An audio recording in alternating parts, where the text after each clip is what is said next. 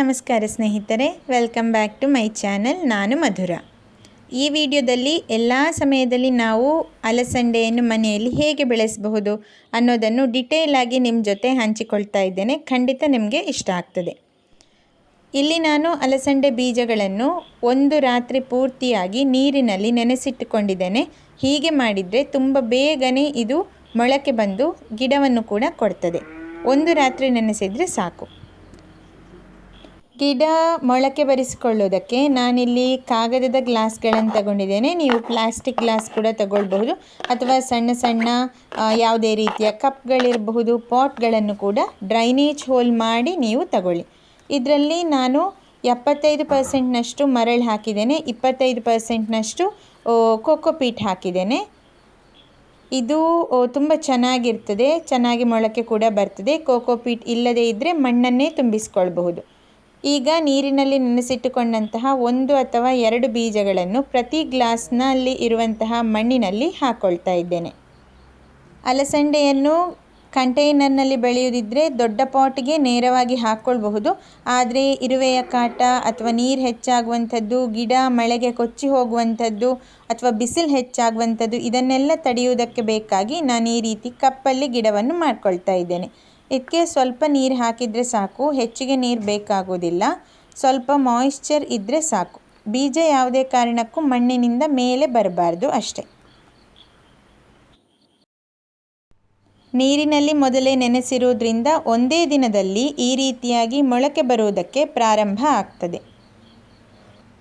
ನೀರಿನಲ್ಲಿ ನೆನೆಸದೇ ಇರುವಂತಹ ಬೀಜ ಆದರೆ 4 ರಿಂದ 5 ದಿನ ತಗೊಳ್ಬಹುದು. ಇದು ಬೀಜ ಹಾಕಿ 5ನೇ ದಿನಕ್ಕೆ ಇಷ್ಟು ದೊಡ್ಡದಾಗಿ ಗಿಡ ಬಂದಿದೆ. 5 ರಿಂದ 7 ದಿನಗಳು ಹಿಡಿಬಹುದು.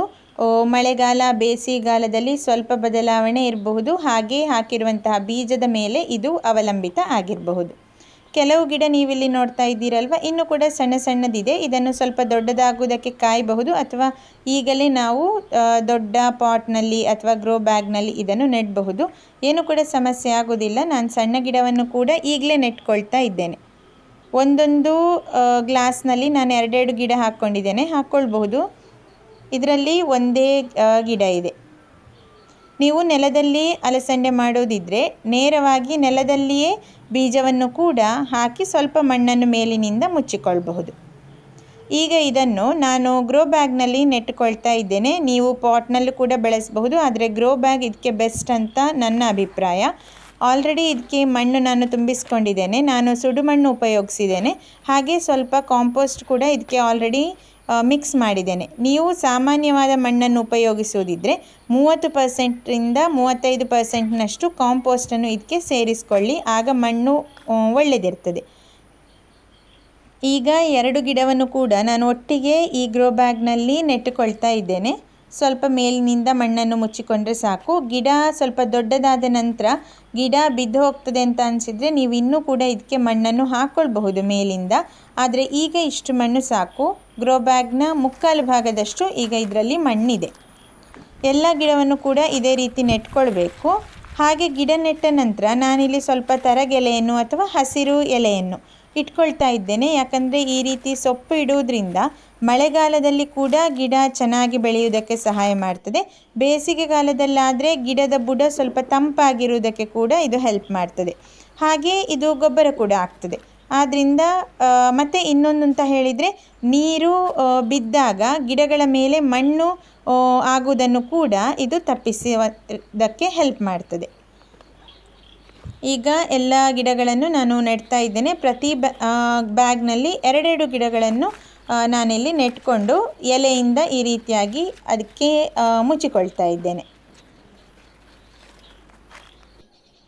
ಈಗ ಗಿಡ ನಾನು ನೆಟ್ಕೊಂಡಾಗಿದೆ.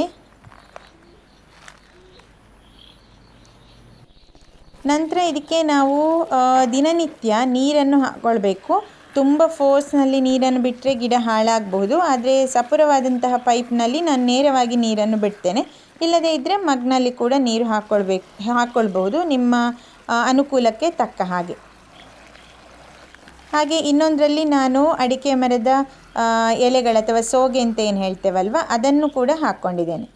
ಇಲ್ಲಿ ನೀವು ನೋಡ್ತಾ ಇದ್ದೀರಲ್ವ, ಗಿಡ ನೆಟ್ಟು 10ರಿಂದ 15 ದಿನಗಳಲ್ಲಿ ಈ ರೀತಿಯಾಗಿ ಬಳ್ಳಿಯ ರೀತಿಯಲ್ಲಿ ಈ ಅಲಸಂಡೆ ಗಿಡ ಬೆಳೆಯುವುದಕ್ಕೆ ಪ್ರಾರಂಭ ಆಗ್ತದೆ. ಈ ಹಂತದಲ್ಲಿ ನಾವು ಇದಕ್ಕೆ ಹಬ್ಬುವುದಕ್ಕೆ ಏನಾದರೂ ಒಂದು ವ್ಯವಸ್ಥೆ ಮಾಡಬೇಕು.